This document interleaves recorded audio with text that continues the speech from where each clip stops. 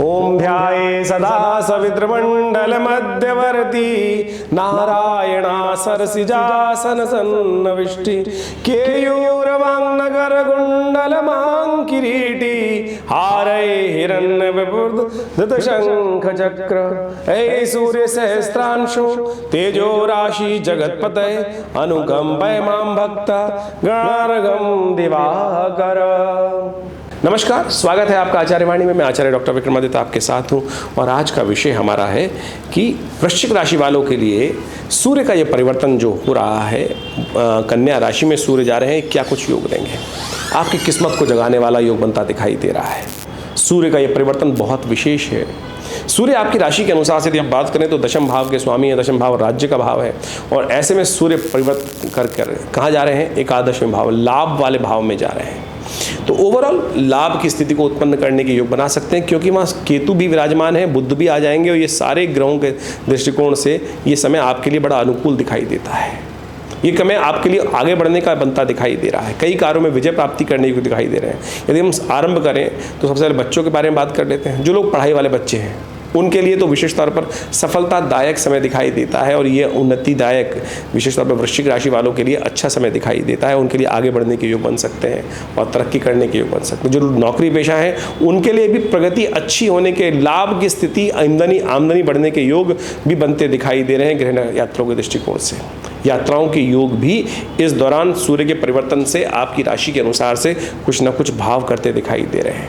वाहन सुख प्राप्त होने के योग बन सकते हैं और साथ साथ कई प्रकार की कलाओं में भी आपका रुझान, ये सूर्य का परिवर्तन आपके मनोमस्तिष्क में उत्पन्न करता दिखाई देगा, बढ़ाता दिखाई देगा। एक अच्छी बात और भी ये रहेगी, सूर्य का पदार्पण जो हो रहा है यहाँ पर आपकी राशि के अनुसार से, वृश्चिक राशि वालों के लिए हम बात कर रहे हैं, तो वहाँ पर बुध भी परिवर्तन करके स्वग्रही उच्च के होकर वहाँ विराजमान हो जाएंगे 23 सितंबर से 10 अक्टूबर तक।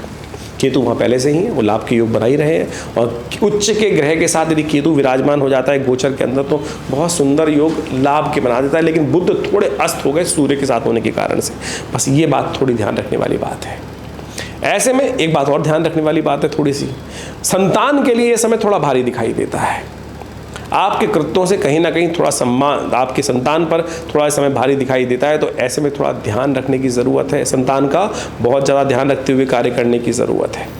या कहीं ना कहीं उसके निमित्त थोड़ा सा गलत काम में फंसने से, झूठ करे इत्यादि करने से, धोखा देने के कारण से आपके ग्रहगण दृष्टिकोण से नेगेटिव प्रभाव भी उत्पन्न कर सकते हैं। इस बात का आपको विशेष तौर पे ध्यान रखने की ज़रूरत है। ग्रह आपके अच्छे हैं, सही दिशा में चलने का प्रयास करें, सीधी दिशाओं से आपको बहुत बढ़िया तरह से लाभ प्राप्ति के योग बन सकते हैं। तो ऐसे में बिल्कुल भी कोई ऐसा गलत काम की तरफ ना रुझान करें। सही दिशा पर चलेंगे, सही दिशा से आपको बहुत बढ़िया ग्रहों से पुण्य उदय होने के योग बनते दिखाई देंगे वृश्चिक राशि वालों। और ऐसे में जो नेगेटिव प्रभाव है बुध का अस्त होना, उसके लिए थोड़ा उपाय आपको करने की ज़रूरत है, वो आप करेंगे तो अच्छा रहेगा। सबसे पहले गौ सेवा करने का प्रयास करें, गाय को पालक खिला दें, बहनों की सेवा करने का प्रयास करें, बहनों को प्रसन्न रखने का प्रयास करें, उनका आशीर्वाद लेने का प्रयास करें।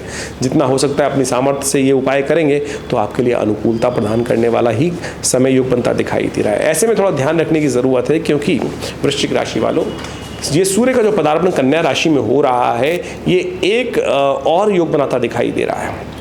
इस सूर्य के यहाँ पर कन्या राशि में चलने के दौरान 2 ग्रहण विश्व में पड़ते दिखाई दे रहे हैं। एक चंद्र ग्रहण पड़ेगा, एक सूर्य ग्रहण पड़ेगा 17 सितंबर को, जो 18 सितंबर के समय में ये सूर्य ग्रहण पड़ता दिखाई देगा और उसी प्रकार से 2 अक्टूबर के दिन सूर्य ग्रहण पड़ेगा। 17 यदि हम बात कर रहे हैं 18 सितंबर के दिन, तो ये सूर्य ग्रहण पड़ेगा, चंद्र ग्रहण पड़ेगा और उसके साथ साथ 2 अक्टूबर के दिन ये सूर्य ग्रहण का योग बनता दिखाई देगा। चंद्र ग्रहण और पहले चंद्र ग्रहण, फिर बाद में सूर्य ग्रहण पड़ने का योग जो बन रहा है, ये विश्व के लिए थोड़ा ज़्यादा भारी दिखाई देता है, अशुभ दिखाई देता है, क्योंकि ये ग्रहण जो है इस दौरान चतुर्ग्रही योग का निर्माण रहेगा। सूर्य ग्रहण के दौरान इसी एकादशवें भाव में आपकी राशि के अनुसार से सूर्य, केतु, बुध, साथ में चंद्रमा और उन पर मंगल ग्रह की दृष्टि, मंगल अष्टम भाव में विराजमान होकर ये दृष्टि डालेंगे। ये कहीं ना कहीं अशुभता का प्रभाव उत्पन्न करते दिखाई देंगे। ये कहीं ना कहीं प्राकृतिक आपदाओं का, जनमानस पे उपद्रव का योग बनता दिखाई देगा। और ऐसे में थोड़ा ध्यान रखने की ज़रूरत रहेगी बहुत ज़्यादा, विशेष तौर पर आपदाओं के योग, प्राकृतिक आपदाओं के योग, विस्फोट के योग भी बनते दिखाई दे रहे हैं। तो जी, ये ग्रहण का प्रभाव अच्छी बात है कि भारत में नहीं है, लेकिन विश्व के बहुत सारे देशों पे इस ग्रहण का प्रभाव रहेगा, दो ग्रहण का प्रभाव। यदि रशिया की हम बात करें, यूएसए की बात करें और यूरोप की बात करें, अफ्रीका की बात करें, तो इन समस्त मुस्लिम देशों की बात करें तो यहाँ ग्रहण का मुख्य प्रभाव रहता दिखाई दे रहा है और वहाँ के लिए कई प्रकार की समस्याओं को उत्पन्न करने के योग बना सकता है। और ऐसे में नवरात्र के अवसर पर भी माँ भगवती का जो ये पदार्पण हो रहा है वो भी एक विशेष योग को इंगित कर रहा है। अश्व पर आरूढ़ होकर भगवती खड़ग हर हस्त में धारण करते हुए अशांति का कहीं ना कहीं संदेश पहले से बताते दिखाई दे रहे हैं। इसलिए मन को शांत करने का प्रयास करें। जैसा हमने कहा कि आपके ग्रहों के दृष्टिकोण से कई मामलों में बहुत अच्छा है, तो उनको शुभ करने के लिए, अशुभता को दूर करने के लिए इस दौरान माँ भगवती की सुंदर उपासना करने का प्रयास करें। नवरात्र रहेंगे तो ऐसे में माँ भगवती की सुंदर उपासना करें। माँ भगवती कृपा से समस्त अनिष्टों को दूर करने का योग बन सकता है। हमने भी विवेकानंद योगाश्रम में इस नवरात्र के दौरान पर सुंदर यज्ञ की व्यवस्था करी। सहस्त्र चंडी महायज्ञ रहेगा माँ भगवती के सानिध्य में, आप भी उसमें सम्मिलित हो सकते हैं। कृपा प्राप्त करने के निमित्त अवश्य विशेष तौर पर भगवती का स्तवन नित्यपति करें, कल्याण के योग बनेंगे। ग्रह नक्षत्रों का प्रभाव हर व्यक्ति के हर जीवन में अवश्य होता है। कण कण पर ग्रहों का प्रभाव होता है। सूर्य तो प्रत्यक्ष देवता है और सूर्य तो नित्यपति हमारे यहाँ प्रत्यक्ष देवता इसलिए कहा गया है कि बाकी समस्त देवताओं के लिए तो आराधना पड़नी पड़ती है, वर्षों तक उनकी साधना करनी पड़ती है, मंत्र जप करना पड़ता है, लेकिन सूर्य चंद्र ऐसे प्रत्यक्ष देवता है, नित्यपति अपने समय पर अपना दर्शन इस संसार को देते हैं और अपने कार्य में संलिप्त रहते हैं। और इस सूर्य की वजह से ही संसार में समस्त कार्य चलते हैं, चाहे वो जीव जंतु हों, चाहे वो मानव हो, चाहे वो हवा हो, चाहे वो बादल हो, सब प्रकार से वर्षा इत्यादि समस्त प्रकार से सूर्य ही उनके मुख्य केंद्र बिंदु माने जाते हैं। इसलिए सूर्य का प्रभाव प्रत्यक्ष और अप्रत्यक्ष दोनों रूप से होता है। प्रत्यक्ष प्रभाव तो समस्त संसार को पता ही है, अप्रत्यक्ष प्रभाव ज्योतिष ने उसका अनुसंधान शोध कर समझने का प्रयास किया और वही हमने आपके समक्ष उपस्थित किया।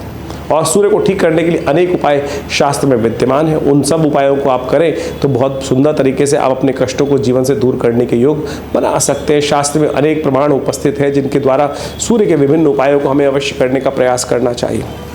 सूर्य के देवता जो विशेष तौर पे कहे जाते हैं, सूर्य की जो आराधना की जाती है गायत्री के अंतर्गत की जाती है और सवितुर देवता उनके हैं, गायत्री छंद है विशेष तौर पर।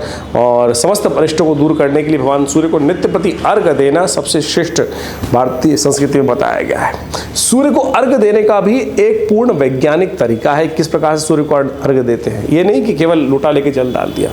कहा जाता है कि सूर्य को अर्घ देने के लिए एक जर्मन साइंटिस्ट ने रिसर्च की और जर्मन साइंटिस्ट ने उसको प्रत्यक्ष रूप से आज मॉडर्न तरीके से समझाने का प्रयास किया कि होता क्या है कि सूर्य को जल देने से। हमारे प्राचीन पद्धति है सूर्य को जल देने की, जल में खड़े होकर और आधा अंग जो है शरीर का मध्य भाग तक जल के अंदर रहना चाहिए और फिर सूर्य को जल देते वक्त सूर्य का दर्शन करते हुए लोटे को अपने सिर से ऊपर ले जाने के बाद उस पानी को वहाँ सूर्य को उपस्थित किया जाता है। वैज्ञानिक दृष्टिकोण से उन साइंटिस्ट ने, जो जर्मन के साइंटिस्ट उन्होंने ये उपस्थित किया कि जब शरीर पे जो किरणें उस जल से निकल कर आती हैं वो जीवनी तरंगों का, जीवनी शक्ति का आपके शरीर में जो उस पानी से छन कर आपके शरीर में आ रही हैं तो वो विशेष तौर पर बहुत ही प्रभावी होती हैं और जीवनी शक्ति को प्रदान करती हैं। हमारे यहाँ मेघ स्नान का भी बड़ा वर्णन आता है। उसमें भी जब सूर्य निकला हुआ हो और तब बारिश पड़ रही हो और यदि वो बारिश सूर्य के जो किरणें हैं उनसे चार्ज हो जाती है और वो पानी जब शरीर में पड़ता है तो वो भी जीवनी शक्ति का और बहुत सारे शरीर में आदि व्याधियों को दूर करने के लिए बड़ा उपयुक्त माना जाता है। इसलिए इस जो बारिश में जब सूर्य निकल रहा और उस समय जब मेघ पड़ रहा हो, बारिश पड़ रही हो, तो वो सबसे ज़्यादा उपयुक्त स्थान से माना जाता है। उस बारिश में भीगना सब प्रकार से, बारिश का पानी शरीर में पड़ना सब प्रकार से शुभ और विशेष तौर पर बीमारियों को दूर करने वाला, जीवनी शक्ति को संचार करने वाला माना जाता है। तो इसी प्रकार से जब वैज्ञानिक जो बाहर से जर्मन ने साइंटिस्ट आए और उन्होंने हेल्थ मैगजीन में उनका एक आर्टिकल भी विशेष तौर पर छपा जो लंदन से छपती है। तो सोचें, भारतीय संस्कृति में हर चीज़ को जो समझाया गया वो कहीं ना कहीं आदि भौतिक आदि दैविक के साथ साथ वैज्ञानिक प्रमाणों पर भी सत्य रूप से प्रतिष्ठित बैठती है। तो हमको समझने का प्रयास करना चाहिए। तो सूर्य का प्रभाव आपने समझा,